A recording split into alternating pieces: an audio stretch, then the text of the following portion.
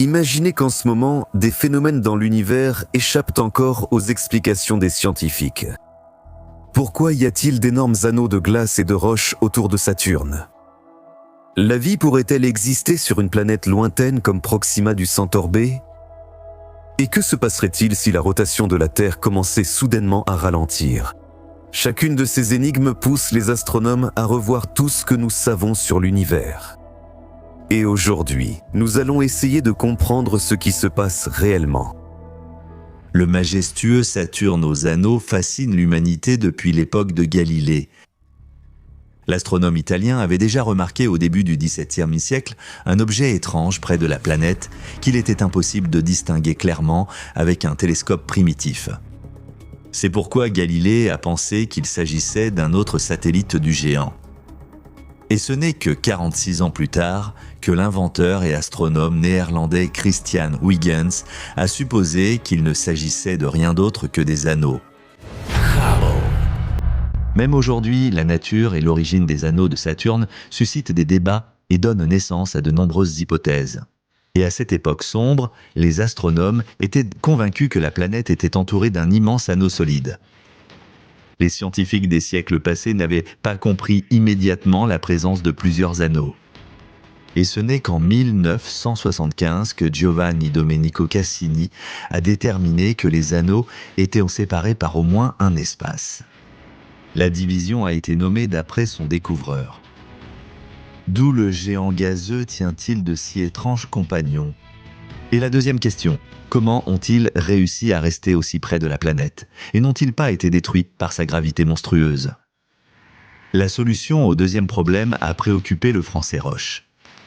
Il a calculé avec précision la limite au-delà de laquelle tout corps doit être déchiré en morceaux par les forces gravitationnelles de la planète mère. Mais voici le paradoxe. Les anneaux internes de Saturne ne sont pas affectés par la limite de Roche. Le monde scientifique n'est pas resté longtemps perplexe.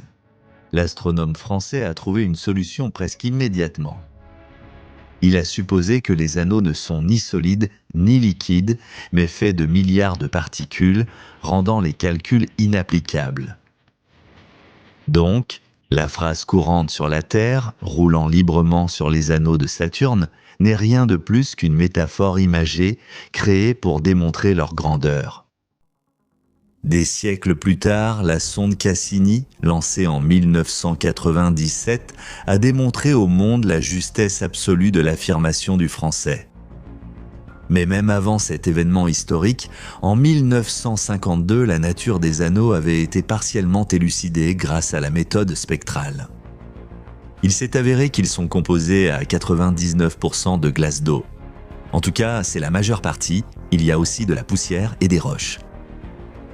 Les sondes terrestres Pioneer et Voyager ont grandement aidé à étudier ce phénomène unique. Elles ont permis de préciser l'épaisseur et la largeur réelle des anneaux. Et grâce aux caméras, elles ont montré aux terriens les anneaux de Saturne de près. La largeur des anneaux est sans commune mesure avec leur épaisseur. Environ 80 000 km contre 1000 mètres. Elles sont si fines qu'à certaines périodes, les anneaux sont pratiquement invisibles. Il n'est donc pas surprenant que Galilée les ait à peine remarqués. Le diamètre de la formation est immense, environ 250 mètres. La température des anneaux à l'ombre est de moins 210 degrés Celsius. Du côté ensoleillé, c'est moins 203. Le poids du ballast saturnien est de 3 × 10 à la puissance 19 kg. Même de loin, on remarque que les anneaux sont très hétérogènes. Les secteurs sont désignés par des lettres de A à I. On y a trouvé de nombreuses divisions, dont l'une a une largeur pratiquement égale au diamètre de Mercure. La division de Cassini se trouve entre les anneaux A et B. Les sondes terrestres n'ont pas visité les environs de la planète par hasard. Il y a des preuves documentées de cela. Bien sûr, les images du Pioneer 11, envoyées vers Saturne en 1973, sont de qualité assez douteuse. On distingue quand même les anneaux sur les photos. Ils se détachent nettement sur le fond du corps céleste lumineux. Voyager 2 a fourni des photos de meilleure qualité. En 1981, la sonde a photographié la majestueuse planète de loin, puis en s'approchant, a pris de nombreux clichés de son système d'anneaux. La sonde Cassini-Huygens a été le leader incontesté pour la collecte de données scientifiques et l'imagerie de Saturne. Les images envoyées par la sonde ont stupéfié les scientifiques. La sonde a photographié les anneaux et la planète sous divers angles. Les images étaient si nettes qu'on aurait cru comme si elles avaient été prises sur Terre avec une optique haut de gamme. Une photo est devenue particulièrement célèbre. On y voit un petit point lumineux sur fond de la planète massive et de ses anneaux. C'est notre Terre vue par Cassini. Après avoir admiré le portfolio saturnien, il vaut la peine de revenir à la question principale. D'où viennent les impressionnants anneaux de la planète? Il existe plusieurs versions. Une collision avec un autre objet. L'hypothèse affirme qu'autrefois, Saturne est entré en collision avec une planète qui, à la suite de l'impact, s'est désintégrée en petits morceaux. Peu à peu, les fragments se sont réunis pour former les anneaux actuels. Manque de force gravitationnelle. Puisqu'on pense que les planètes se forment à partir d'un nuage de matière rempli de débris, certains scientifiques avancent l'hypothèse selon laquelle les anneaux seraient le matériau de construction qui n'a pas été intégré dans le plan principal de la formation de la planète géante et de ses 62 satellites. Par conséquent, la gravité saturnienne n'est pas suffisante pour utiliser les fragments comme prévu, mais elle suffit à les maintenir en orbite. L'appétit insatiable de Saturne. Une hypothèse récente repose sur l'affirmation suivante. Il y a des milliards d'années, Saturne engloutissait sans cesse de gros satellites proches. On suppose que chacun d'eux était une fois et demie plus grand que notre Lune. Lorsque ces objets quittèrent leurs orbites, ils se désintégraient.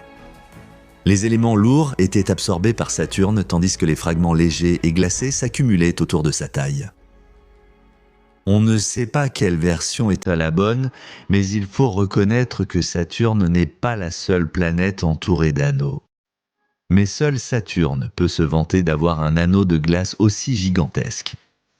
L'étude des particules de glace qui entourent Saturne n'est pas une tâche facile.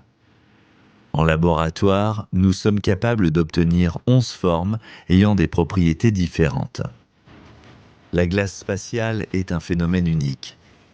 Pour l'obtenir, il faut refroidir l'eau à moins 100 degrés et la maintenir dans cet état pendant au moins 3 ans. On considère que la neige issue de ces cristaux est plus duveteuse que celle de la Terre. D'ailleurs, si on le souhaite, on peut façonner une boule de neige de 600 km de diamètre à partir des anneaux de Saturne. Certains astrophysiciens estiment que les particules relictuelles flottantes qui remplissent les anneaux se sont formées lors de la naissance des premières planètes et possèdent des propriétés de supraconductivité. Cela signifie que les blocs de glace dans les anneaux de Saturne, refroidis à des températures critiques, peuvent repousser n'importe quel champ magnétique et créer le leur. C'est précisément pour cette raison que les anneaux dérivent. En orbite saturnienne, ils sont maintenus par l'équilibre de 3 forces. Gravitationnelle, centrifuge et de lévitation. L'effet de cette dernière a été démontré au grand public en 1986 dans l'expérience, au cours de laquelle un supraconducteur refroidi à la température de l'azote lévite dans le champ magnétique de la Terre, a suscité un immense enthousiasme. Outre l'origine controversée de ces anneaux, Saturne recèle de nombreux mystères et énigmes, et nous ne sommes qu'au tout début du chemin pour les percer. Depuis que l'homme a commencé à regarder le ciel de manière plus ou moins réfléchie, la question de savoir s'il existe de la vie sur d'autres planètes a régulièrement occupé son esprit.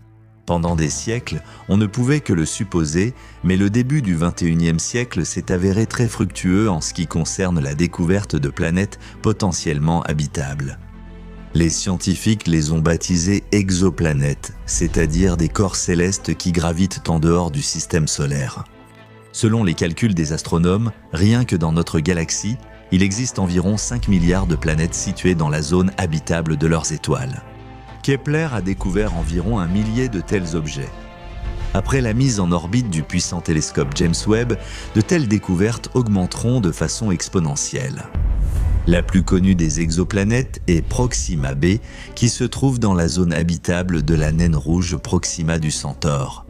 Les constellations du Centaure sont les plus proches de nous et la planète mentionnée se trouve à 40 000 milliards de kilomètres de nous, soit environ 4,22 années-lumière. À l'échelle de l'univers, c'est littéralement juste à côté.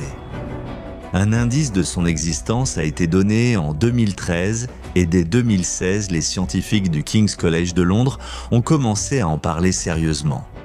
L'étoile autour de laquelle orbite Proxima b a un rayon égal à 0,14 fois celui du Soleil et une masse de seulement 0,12 fois celle de notre astre. Son âge est d'environ 5 milliards d'années et sa température de surface est d'environ 3000 Kelvin. C'est presque 2 fois moins que les valeurs du Soleil. Mais depuis la Terre, il est difficile de remarquer cette étoile, car sa luminosité est insignifiante comparée à celle du Soleil. Une exoplanète découverte se trouve à 7 millions de kilomètres de la naine rouge. Cette distance, en raison de la faible luminosité de l'étoile, est considérée comme la zone habitable de Proxima du Centaure. Selon des calculs indirects, la masse de ce corps céleste est de 1,27 fois celle de la Terre. Si l'on suppose une densité équivalente à celle de la Terre, le rayon de Proxima serait presque identique à celui de la Terre. Une année sur cette planète mystérieuse dure environ 11 jours terrestres. Les scientifiques ont calculé que la température d'équilibre sur Proxima b est d'environ moins 40 degrés. Pour la Terre, cet indicateur est 2 fois plus bas. On suppose qu'il pourrait y avoir des zones où l'eau reste à l'état liquide. C'est l'une des conditions de la présence hypothétique d'une atmosphère sur la planète. Et, en fin de compte, de la vie sous toutes ses formes. Selon les modèles informatiques développés, il est possible que des glaciers se forment au pôle de la planète. Mais il y a un bémol dans cette hypothèse. Ce sont d'effroyables tempêtes stellaires. Les naines rouges sont des étoiles très actives. Par conséquent, en étant dangereusement proche d'elles, un objet ne peut qu'être exposé à l'influence de l'astre. On suppose que les tornades attaquent la planète toutes les 2 heures.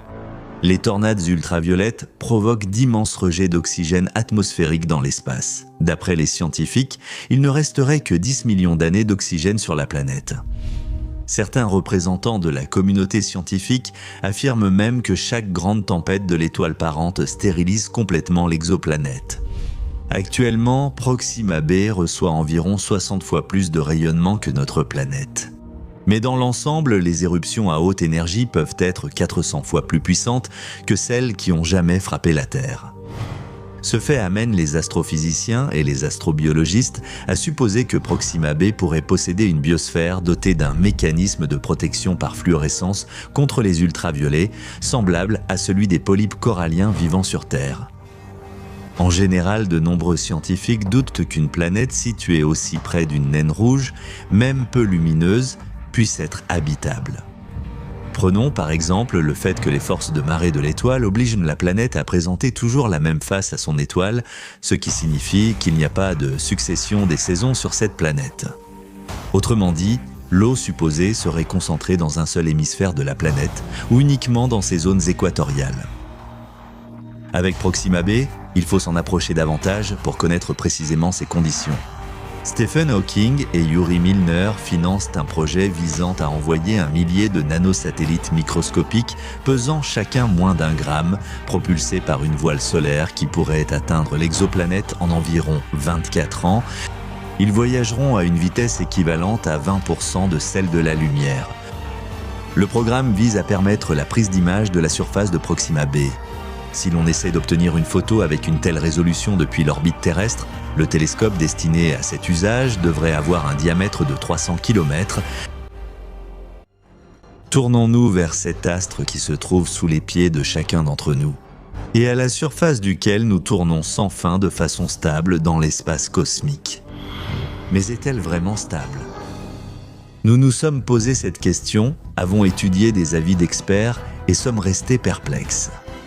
Est-il vraiment possible qu'un postulat aussi éternel à nos yeux que la rotation de la Terre ait considérablement changé ? Nous ne restons jamais immobiles, même en dormant. Au contraire, chaque terrien file à une vitesse folle à chaque seconde sans même s'en rendre compte. Jugez-en par vous-même, La Terre tourne autour de son axe à une vitesse moyenne de 1670 km/h à l'équateur. Aux latitudes moyennes, les valeurs varient. Autour du Soleil, notre planète file carrément à toute allure à une vitesse d'environ 108 000 km/h. Le système solaire non plus n'est pas immobile. Il fait un tour complet autour du centre de la galaxie de la Voie lactée en 222 millions d'années à une vitesse de 200 km/s. Nous sommes pris dans des rotations aussi bien locales que globales. À cet instant même, les terriens foncent vers leur voisine, la galaxie d'Andromède, à la vitesse folle de 150 km/s. Il est donc inutile d'expliquer à quel point la rotation est un facteur important pour nous. Au niveau local, il suffit de mentionner deux phénomènes connus de tout écolier, l'alternance du jour et de la nuit et l'effet de marée. Oublions les galaxies lointaines et revenons à notre alma mater.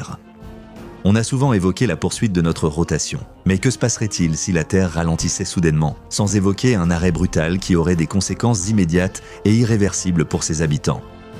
Mais que se passerait-il si notre planète se mettait soudainement à tourner plusieurs fois plus vite? Ce ne sont pas que des suppositions. Par exemple, Richard Gross, un employé de la NASA, estime qu'une série de puissants séismes au Japon pourrait accélérer la rotation de la planète. Et même maintenant, en raison de ces secousses brèves, la Terre a commencé à tourner un peu plus vite sur son axe, ce que certains de ses habitants ont immédiatement ressenti. Des accès de panique immotivés, des troubles du système cardiovasculaire et des vertiges sont apparus. Et cela alors que la durée du jour n'a diminué que de 7 millionièmes de seconde. L'univers repose sur un certain équilibre. Pour la Terre, cela signifie que la rotation doit être équilibrée autour d'un axe imaginaire. Sinon, la planète se comportera comme une roue de voiture qui n'a pas été correctement équilibrée. C'est-à-dire qu'elle vibrera et tremblera. La NASA adore dramatiser, contrairement aux scientifiques russes optimistes. En particulier, Viktor Gorchkov est convaincu que, pour que les changements deviennent perceptibles, il faudrait déplacer l'axe de plusieurs centaines de kilomètres et modifier considérablement le paramètre de rotation. Mais un tel phénomène ne peut être provoqué que par une collision externe très sérieuse et encore seulement dans certaines conditions. Des objets de plus de 100 mètres de diamètre devraient tomber dans la zone des latitudes moyennes sous un angle précis et à une vitesse d'environ 70 km/s. Le scientifique reste serein car aucune fluctuation significative des paramètres de rotation de la Terre n'est attendue pour l'instant. Et pourtant, certains amateurs de sensationnel demanderont avec le cœur battant. Eh bien, répondons à cette question. Avant tout, je souhaite dissiper le mythe selon lequel nous vivrons plus longtemps car la durée du jour diminuera. Et que nous deviendrons plus intelligents, parce que la vibration accélérée de la matière rendra notre activité cérébrale plus efficace. C'est complètement faux. Si la Terre augmente sa rotation, par exemple 10 fois, alors, d'un point de vue physique, il se passera ce qui suit. Une métamorphose des forces existantes. L'inertie met toujours en évidence les rotations. Si la Terre augmente ce paramètre, la force centrifuge augmentera nettement. En pratique, cela ressemblera à ceci. Dans la région de l'équateur, lors de la pesée, même les personnes très corpulentes verront l'aiguille de la balance descendre sous leurs yeux, car la force centrifuge dans cette zone deviendra seulement 3 fois plus faible que l'effet gravitationnel. Et comme elle est dirigée vers le haut, nous deviendrons, bon gré, mal gré, un tiers plus léger. Changement de la forme habituelle de la planète. Si la Terre accélère sa course, nous oublierons progressivement qu'autrefois, la planète était une sphère. Encore une fois, à cause de la force centrifuge, la Terre élargira son diamètre équatorial et deviendra plus semblable à une gigantesque pomme de terre. La vitesse à l'équateur. Si actuellement cette valeur est de 1670 km/h avec l'accélération, elle sera naturellement multipliée par 10, jusqu'à 16 700 km/h. C'est le seul avantage d'un tel scénario, car la vitesse accrue deviendra une aide supplémentaire pour le lancement des vaisseaux spatiaux et la livraison de cargaisons dans l'espace. Mais, rassurez-vous, il est impossible d'accélérer la Terre plus de 10 fois. Même si un cybernéticien fou avait l'idée de construire un dispositif géant ultra rapide pour accélérer la planète. C'est la limite, après laquelle toute rotation de tel corps commencera à ralentir de nouveau. Et l'énergie, qui, comme on le sait, ne disparaît jamais, continuerait à transformer la planète en modifiant sa forme jusqu'à ce qu'elle ressemble à une gigantesque chenille de pierre. Mais si l'on suppose que cette limite impossible a disparu et que la Terre continue d'accélérer sans changer de forme, alors, dans ce cas, les habitants de la planète seraient condamnés. Dans les régions équatoriales, la gravité deviendrait égale à la force centrifuge, créant ainsi une zone d'apesanteur absolue, d'où l'atmosphère, ayant elle aussi perdu son poids, commencerait progressivement à s'échapper. De nouvelles portions de l'atmosphère remplaceraient celles parties vers la basse pression et subiraient le même sort. Quant aux océans exposés au vide, ils bouilliraient instantanément comme du café turc. Dans ces conditions, la Terre deviendrait rapidement un autre monde. Heureusement, bien que ce soit possible, c'est très improbable. C'est pourquoi nous vous conseillons de rester près de la lumière du soleil et de ne pas oublier de suivre la sortie des nouveaux épisodes. Pour cela, il vous suffit simplement d'appuyer sur le bouton « S'abonner » qui s'affiche actuellement à l'écran ou sur le lien dans la description de cette vidéo.